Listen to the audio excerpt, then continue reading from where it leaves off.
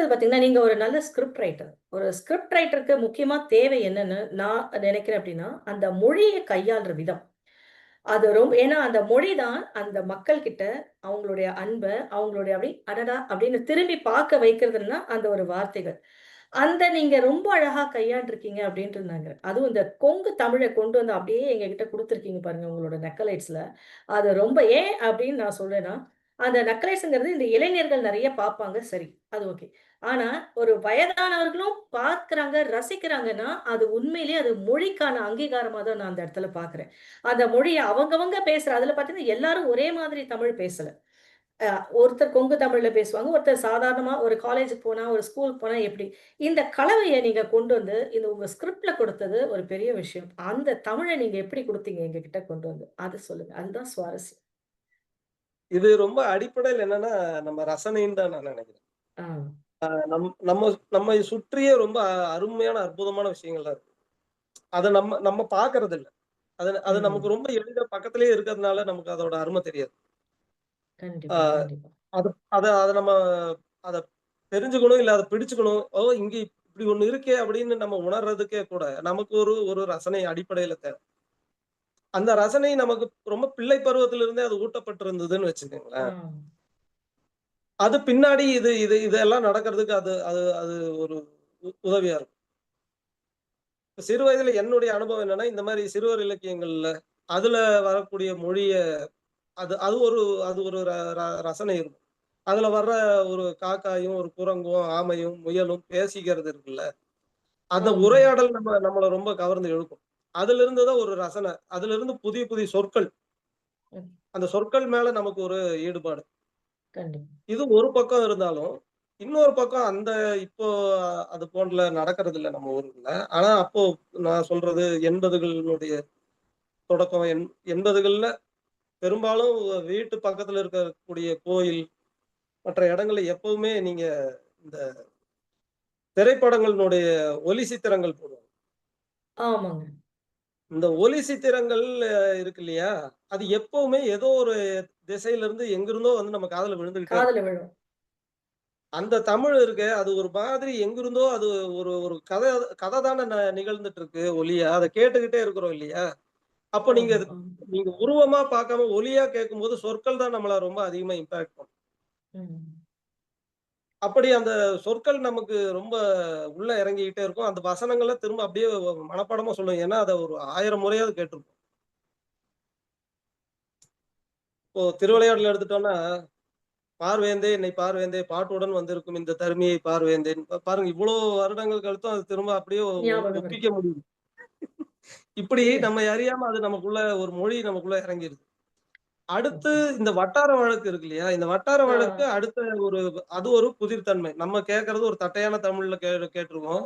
ஆனா ம். ஒவ்வொரு ஊர்லயும் இப்ப நான் சென்னையிலிருந்து கோவைக்கு வர்றது, கோவையிலிருந்து இந்த மாரி பெங்களூர் இப்படி போம்போது அங்க ஒரு தமிழ் பேசுவாங்க. பெங்களூர்ல என்னுடைய உறவினர்கள், அவங்க வேற விதமா பேசுவாங்க. சென்னை தமிழ்லேருந்தே அது வேற ஒரு வகையா இருக்கும்.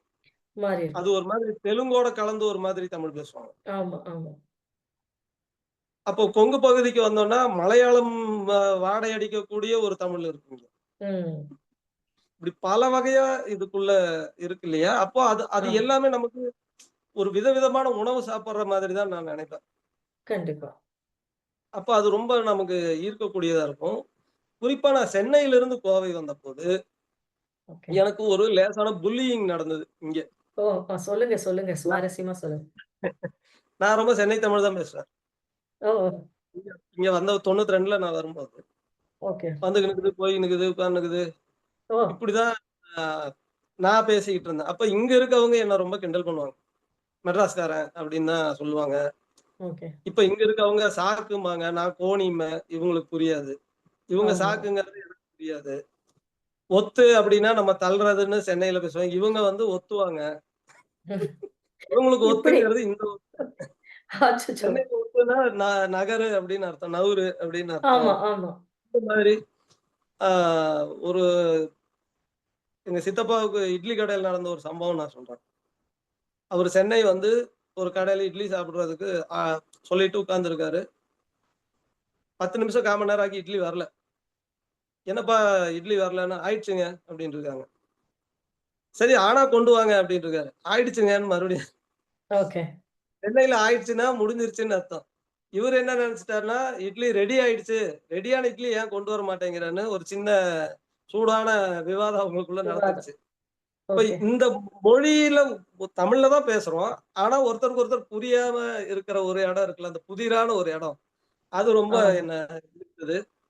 இப்போ நான் கோவையில தான் இனி என்னுடைய ரெஸ்ட் ஆஃப் மை லைஃப். இனி நம்ம இங்க தான் இருக்க போறோம்னு ஆனதுக்கு பிறகு, கொங்கு தமிழ நம்ம தெரிஞ்சுக்கணும் அப்படின்னு ந நான் முடிவுக்கு வந்து, அ சில காலம் எங்க ஊர்ல இருக்கக்கூடிய எல்லா வயசானவங்களோடையும் தான் நான் இருந்தேன். ஓகே. எங்க ஊர்ல பாட்டிகள் எங்கெல்லாம் உட்கார்ந்துருக்கிறாங்களோ, பக்கத்துல போய் உட்கார்ந்துக்குவேன். எனக்கு கொங்கு தமிழ் கற்றுக் குடுத்ததே இங்க சிங்காநல்லூர்ல இருக்கக்கூடிய பாட்டிகள் தான். ஓகே. என்னுடைய பெரியம்மாக்களும், என்னுடைய பாட்டிகளுக்கு தான் நான் அதுக்கு சொல்லிக் நன்றி சொல்லணும். குடுத்துருக்காங்க. ஏன்னா, அவங்களுடைய உரையாடல் இருக்குல்ல, கத்துக் குடுக்கறதுன்னா வேற ஒண்ணும் இல்ல. அவங்க பக்கத்துல உட்கார்ந்து அவங்க 3, 4 பேர் கவனிக்கிறது. உட்கார்ந்து கேட்டுக்கிட்டே இருப்பேன். அதுல சில விஷயங்கள்லாம் சில ஃப்ரேசஸ் எல்லாம் ரொம்ப வித்தியாசமா இருக்கும். ஆமா, இப்போ நாங்களும் கண்டுபிடிச்சுட்டோம். துடுக்கா பேசுனாங்கன்னா, ஒருத்தங்க என்ன சொல்லுவாங்கன்னா, "நாக்க உள்ள வச்சு பேசு" அப்படிம்பாங்க. ஓ! நாக்கு ஏற்கனவே உள்ள தானே இருக்கு. ஆமா. உள்ள இந்த இருக்க உள்ள நாக்க வைத்து உள்ள வச்சு பேசுறதுக்கு ஒரு பேசுனா, அர்த்தம் இருக்கு. அது என்னன்னா சொல்லு. சொல்லுல ஒரு அடக்கம் வேணும். ஓ! ஓகே. சொல்ல ரொம்ப நீட்டி போடாத. பேசு. அடுத்தவங்கள காயப்படுத்துற அளவுக்கு நீட்டி போடாத. நாக்க உள்ள வச்சு ம். பேசு. அப்படின்னு ஓகே. சொல்லுவாங்க. இப்படி புரிஞ்சுக்கிறது தான். இந்த மாதிரி ஏராளமான ஃப்ரேசஸ், பழமொழிகள், சொற்கள் இப்படி ஓகே. அது எங்களுக்கு ரொம்ப பிடிச்சிருந்ததுண்ணா. அதுல ஒரு ஃப்ரேஸ் நீங்க உங்களுடைய நக்கலைஸ் வரும்போது சொல்லும். "மேயிற மாட்ட நக்கற மாட்டுக்கு எடுத்த மாதிரி" அப்படின்னு சொல்லிட்டு ஆரம்பிக்கும்போதே அற்புதமான ஒரு வாக்கியத்தோட தான் ஆரம்பிப்பீங்க. அது உண்மையும் கூட. ஏன்னா, இந்த கோவிட் அப்போ பார்த்தீங்கன்னா, நெறைய பேர் வந்து எல்லாருமே வீட்டுக்குள்ள தான் முடங்கி கிடந்தோம். அந்த நேரத்துல எங்களுக்கு அதுவும் இந்த குறிப்பா இந்த குழந்தைகளுக்கு, அந்த இளைஞர்கள் எல்லாம் கல்லூரி, பள்ளியில போகும்போது அவங்களுடைய நேரம் போவதே அவங்களுக்கு தெரியாது. ஆனா இந்த ஒரு நோய்ப்பட்ட காலத்துல எல்லாரும் முடங்கி கிடந்தப்ப, எங்களுக்கு உண்மையிலேயே இது கெடுத்த மாதிரியே கிடையாது. எங்களுக்கு கொடுத்த வரம் மாதிரி எங்க குழந்தைகள் வந்து தூக்கி வச்சு கொண்டாடுனாங்க அப்படின்னு. ஏன்னா, அதுல பேரே பார்த்தீங்கன்னா, அலப்பறைன்னு ஒண்ணு குடுத்துருக்கீங்க பாருங்க. அந்த அலப்பறை பண்ண அலப்பறை ரொம்ப பெரியது. நெறைய அலப்பறை நீங்க கொண்டு வந்து குடுத்துருக்கீங்க. அதுல ஏதாச்சும் ஒரு அலப்பறை பத்தி, உங்களுக்கு ரொம்ப பிடிச்ச ஒரு அலப்பறை பத்தி எங்களோட பகிர்ந்துக்கோ. நெறைய அலப்பறைகள் இருக்கு.